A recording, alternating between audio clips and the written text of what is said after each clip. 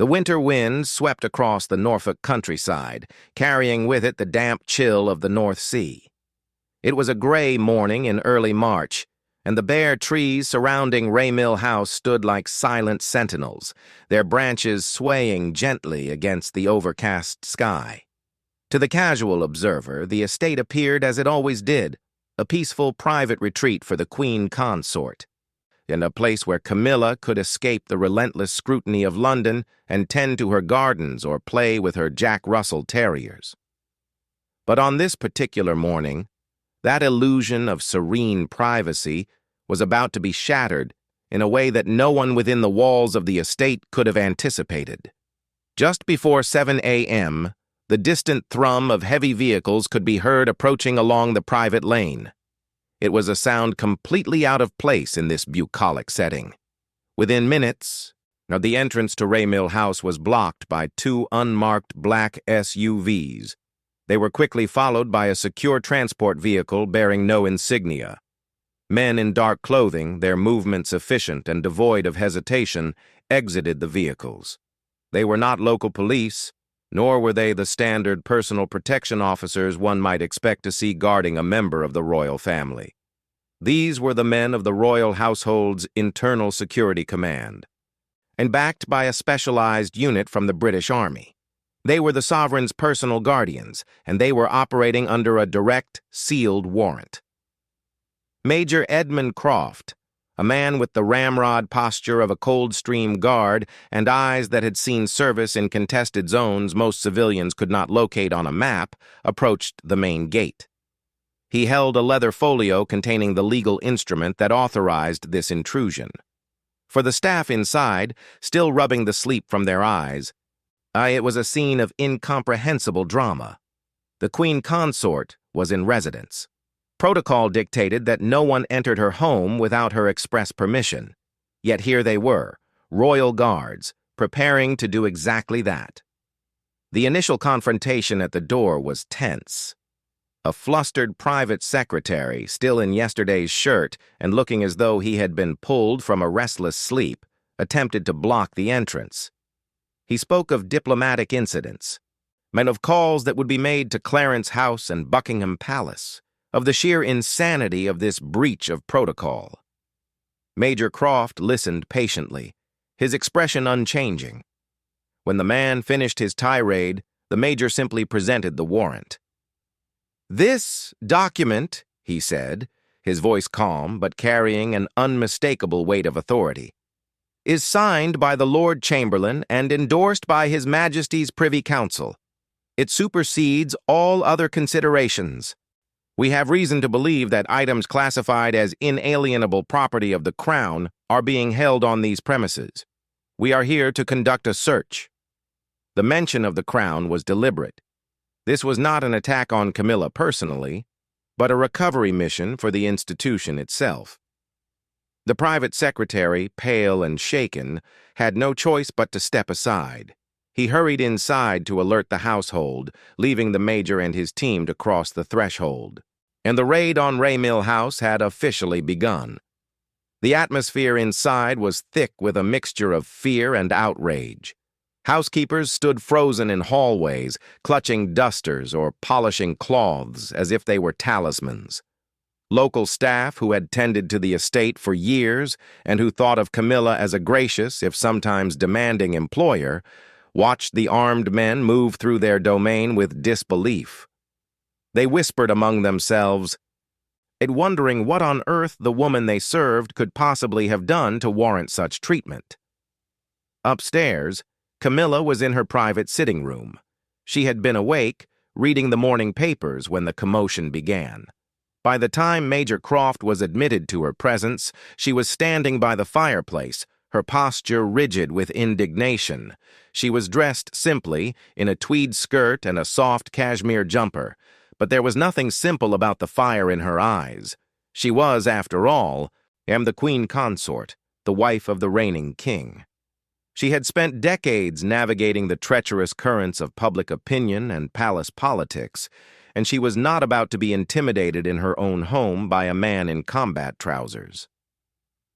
"Major Croft," she said, her voice low and steady, I trust you have an explanation for this theatrical display. My husband, the king, will hear of this. I can assure you, he will not be pleased." Croft bowed his head slightly, like a gesture of respect for her position, but his eyes never wavered. "Your Majesty, I am merely following orders that come from the highest authority within the royal household.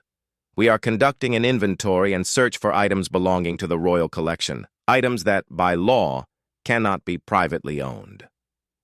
Camilla's expression flickered, a micro-expression of something that might have been concern, quickly masked by a veneer of aristocratic disdain. I have no idea what you are talking about. Everything in this house is either my personal property or belongs to my husband. There are no crown jewels hidden under my bed, Major. You are wasting your time and causing a scandal where none exists." But the Major was not there to debate.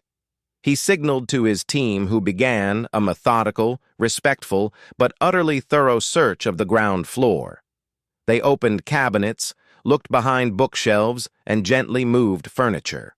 And they were looking for something specific, guided by documents and photographs that had been quietly assembled over the preceding months.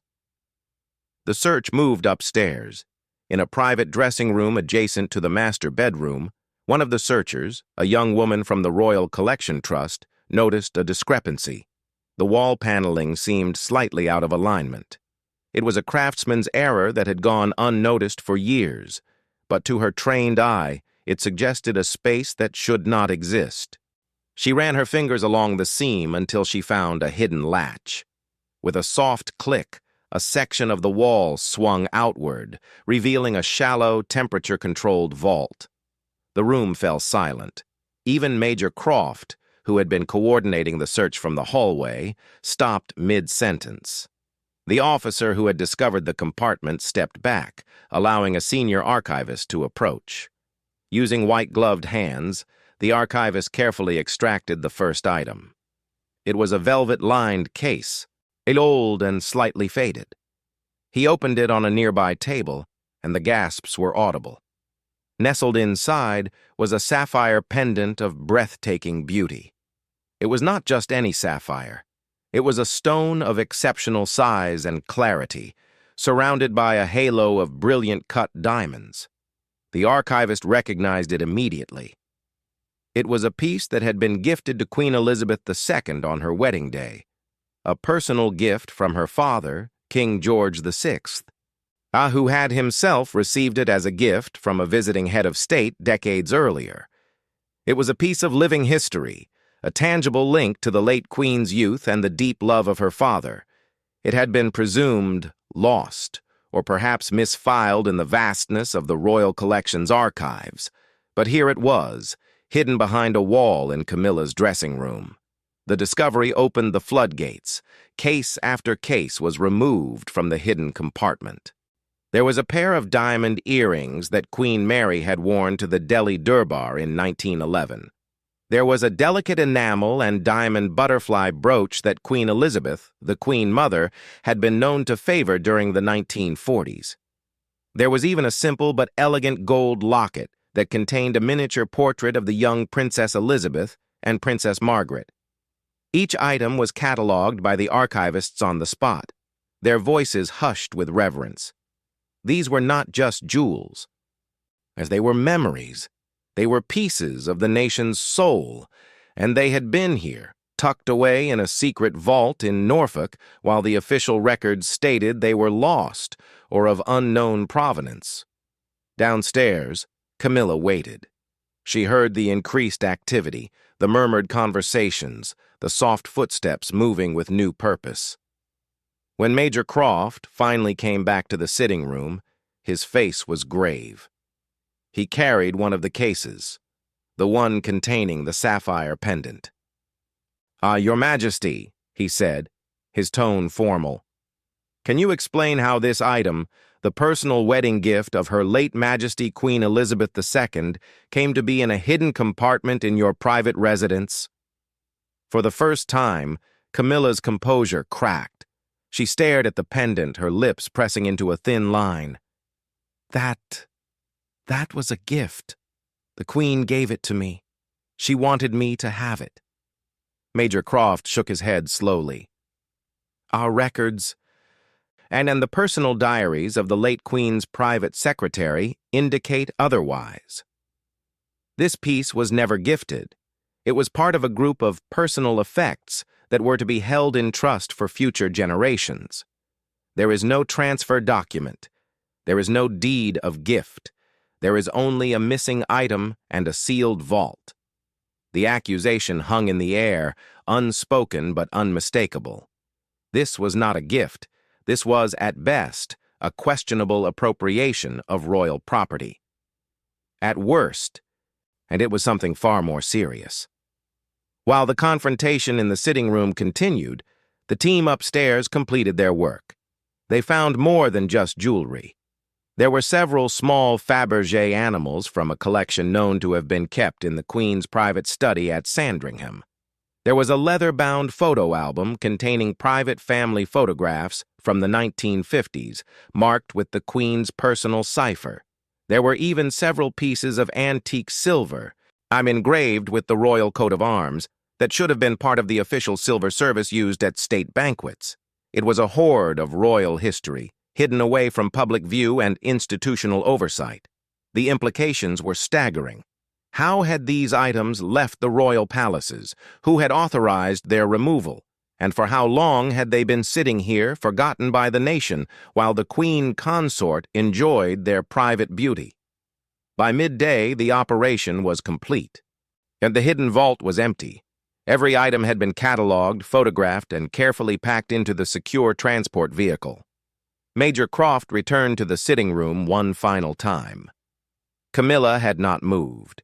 She sat in a high-backed chair, a cup of tea growing cold on the table beside her, her eyes fixed on the window. She did not look at him. "Your Majesty," he said quietly, "we have concluded our search. The items will be returned to the royal collection for authentication and preservation. A full report will be submitted to the King and the Privy Council.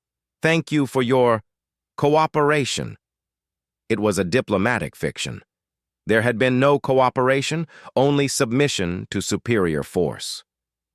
Camilla said nothing.